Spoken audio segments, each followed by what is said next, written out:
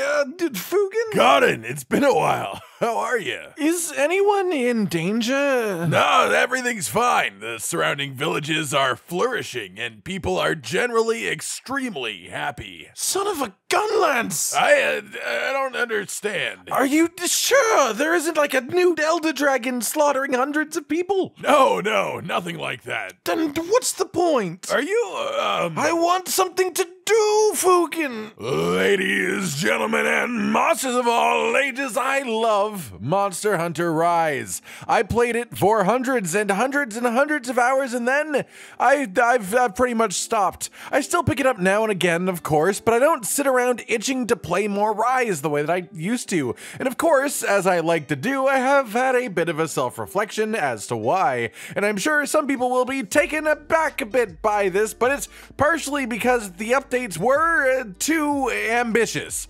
Pitchforks down, motherfuckers, listen to me! Rise has had 2 major updates, and through these updates added Apex Rathalos, Apex Diablos, Chameleos, Teostra, Kushala Daora, Crimson Glow Valstrax, Apex Zinogre, and Allmother Narwa. From those 2 updates, we got 8 monsters, and the more I think about it, I would have been way happier if we got the same 8 monsters across a quite a bit longer period of time in smaller chunks, something like starting with maybe just Apex Rathalos, or even him combined with Apex Diablos, but, yes, there's always a but they both get their own armor and weapons. Maybe also backtrack some armor and weapons to the previous Apexes as well. You know, at least one of which from each update being powerful enough to entice people and motivate them to get into set building a little bit longer. Just keep them attached. Some of you may disagree. I know loads of people are already mad that Rise wasn't released with the title updates as part of the base game anyways, but I personally wish this content was spread out even more, while of course also being fleshed out and expanded upon. I absolutely adore the combat and general gameplay of Monster Hunter Rise every moment that I'm in the game, but these days I find very little motivation to actually start the game. Of course, as someone whose first Monster Hunter game was Monster Hunter World, my experience with this topic is limited, and you should totally take this all with a grain of salt. I've never experienced the post-launch feeling of a Monster Hunter game before Monster Hunter World because I've only played those long after their initial release. But one thing that Monster Hunter World and Iceborne both did incredibly well was keep me on the hook, right on the edge of my seat, playing almost daily for multiple years. The main reason for that was the way that they handled their post-launch content. Even base world only adding a few completely new creatures, but otherwise adding things like arch-tempered elder dragons, the majority of which were literally just the same monster but with increased damage output, but they had an armor set. So, in a weird way, while these fights weren't specifically really a new thing to do because the monsters weren't really changed in a meaningful way, they were a new thing to do. Something to put effort and time into because there was a goal, something to achieve. Because oftentimes those armor sets would have at least one piece of armor that would shift the best armor for something or other, some type of niche set, if not something main. And by niche, I do still mean something that was very heavily used. It was a nice system, and it made sure that every couple of months you would have a day or two that just sort of completely 100% justified every moment that you spent in the game leading up to that point. Every moment since the previous update building sets, every moment spent just generally gaining experience, hunting things, learning your weapons better, improving as a whole, just as a hunter. You were guaranteed after this short break to have something new release in some way, and this was the perfect way to convince players that their time had never been actually wasted, because every single bit of time they put in would have a payoff with the next update. Rise tried something else. No matter what you want to say about the circumstances of why Rise released the way that it did and handled its post-release the way that it did, it happened that way, and so that is how we'll talk about it. We all understand that there are extenuating circumstances that may have caused it to turn out the way that it has, yet we must judge it on the merits that it has, how it's been presented to us. And my judgment judgment is that Rise post-launch went with a strategy that, in theory, should have been great. Substance and quality of playable additions over grindable simple goals. They added new monsters in a massive chunk twice. Not all of them had armor sets or weapons, and even the ones that didn't often actually shift things a crazy amount. Only a couple of monsters really actually inspired players to grind them out and farm their parts for equipment. Rise has a comparable number of monsters to Monster Hunter World, even with all of its post-release stuff before Iceborne, but it's not held people's attention as long, not the same way. There will always be a difference between the portable Monster Hunter games and the home console Monster Hunter games, just as a base fact, and it's honestly incredible that the monster roster is this big in Rise, even with so many returning faces, and that's what I think might be going on here. Monster Hunter Rise put all of its focus on combat feel and then roster of monsters to enjoy that combat feel against. The actual endgame grind was left extremely light and open so you could take advantage of that roster, and the post-release cycle was extremely quick and to the point as far as adding in loads of monsters very quickly. They added a ton of stuff to do without adding a whole lot of stuff to do, if that makes any sense. Lots of monsters, lots of things to enjoy fighting and enjoy seeing in the game, but nothing to really long-term push yourself towards. Rise is the perfect example of, I just want to boot up a Monster Hunter game for a couple of hunts. To me, there just isn't a better version of Monster Hunter to just jump in and out of quickly. And I just know that in years' time, I will come back to Rise frequently for the pace that it has alone. Not to mention the enjoyable movement and combat system as a whole. I don't have any real goals in Rise currently that I haven't already achieved though, but whenever the game is open and I'm playing it, I am having an absolute blast. I just don't have the motivation to specifically sit down and have a gaming session with it right now, you know? Interruption! All right, so look, that's neat, look, but this is my video. Okay, just 2 minutes. It's 2 minutes. Okay, nice talk so far, though, by the way. Oh, thank you. You're welcome, man, you're welcome. Anyway, hello everybody, it's me. You may remember me from such videos as most of them. And this is a topic that I'm also quite passionate about. Hell, this video spawned from me and Colin having a discussion on this very topic. And I think for me, I kind of want to succinctly summarize it in, well, the following way. And it comes down to the sentence that I am not done with Rise, but it feels like Rise is done with me. Like, I really want to play it because when I am playing it, it's so much fun. Moment-to-moment gameplay, it's 100% in contention for the best Monster Hunter game. And I think it is an incredible Monster Hunter game. Look, I've got like 1,000 hours in it.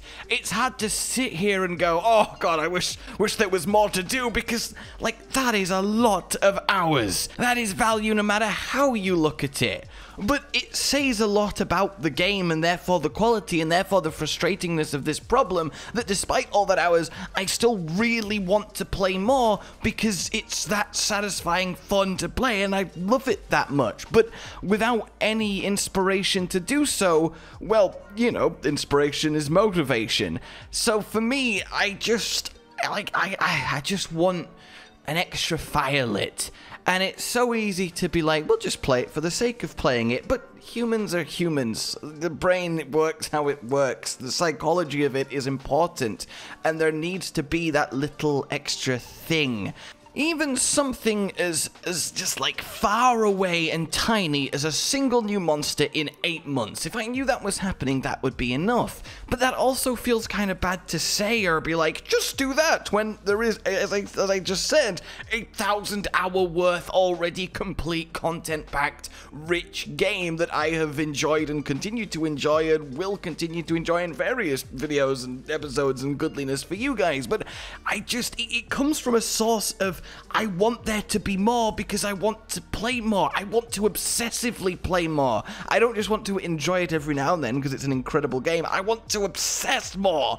But to obsess more, there needs to be more. And while that feels maybe perhaps selfish to play, it's as I say, frustrating. It's a frustrating problem to have when a game is so good, but you have little reason to play it outside of for the sake of it, which can only carry you so far. Maybe? Does that make sense? In any case, I will pass the torch back to my pink-haired associate. Well, it was my torch to begin with, but that was a very nice sentiment, Josh. Thank you. As we both said, with all the time that we have absolutely enjoyed Monster Hunter Rise, we've just been sort of playing it way, way less. But is that a bad thing? Is that a problem? I don't think so. You don't need to get thousands of hours out of every video game you play. It is natural to move on to something else for a little bit, and then maybe come back once you've cleared your palate, so to speak. Personally, I am mostly just excited as hell for the eventual Rise G/Master Rank expansion, whatever they wind up calling it. It'll come, and it's obviously a bit early to be excited about it, given that it's only been 5 months since the release of the base game, but I just can't wait to see how they choose to extend what Rise is.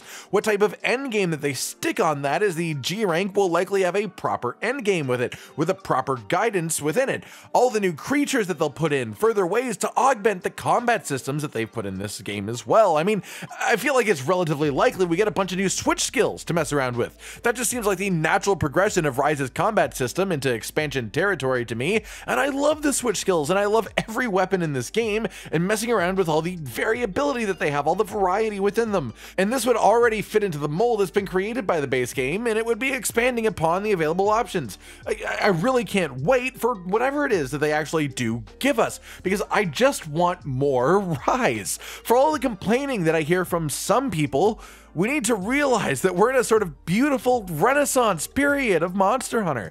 Monster Hunter World is still very recent. Monster Hunter Rise has a lot of beauty too if you look in the right places. Monster Hunter Stories 2 is an incredibly passionately created experience. We even just had Legends of the Guild come out on Netflix. Goddamn Netflix!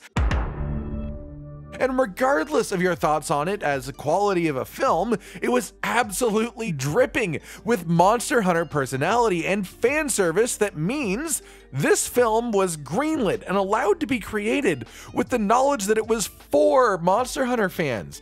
The money was spent on this, given to the creators, knowing that this would probably not appeal to mass audiences at large. It would appeal to Monster Hunter fans. And you know what that means?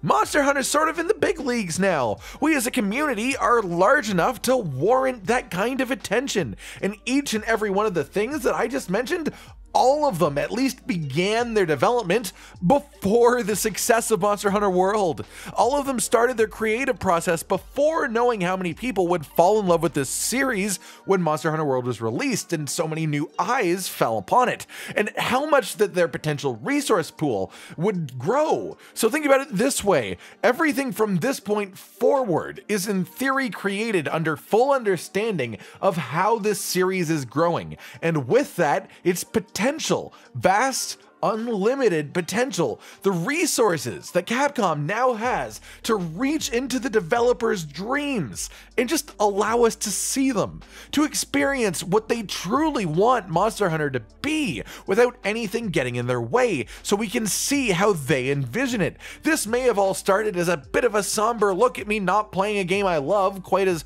much as I played it a couple of months ago, but the more I think about it, the more it just makes me excited as hell for the future of Monster Hunter as a whole.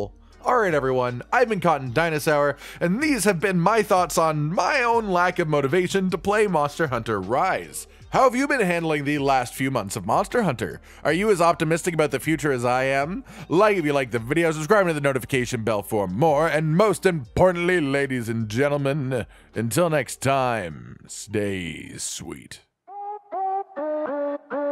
Josh, Cotton, and Hollow with the videos, dropping the humor like a hammer on your tippy toes, bringing entertainment on a daily arrangement to take our insanity and turn it into entertainment. Yes, I said entertainment twice, to reiterate that it is nice to look into your faces on a mostly daily basis when you let us in your homes to make the whole world our stage. Goodbye.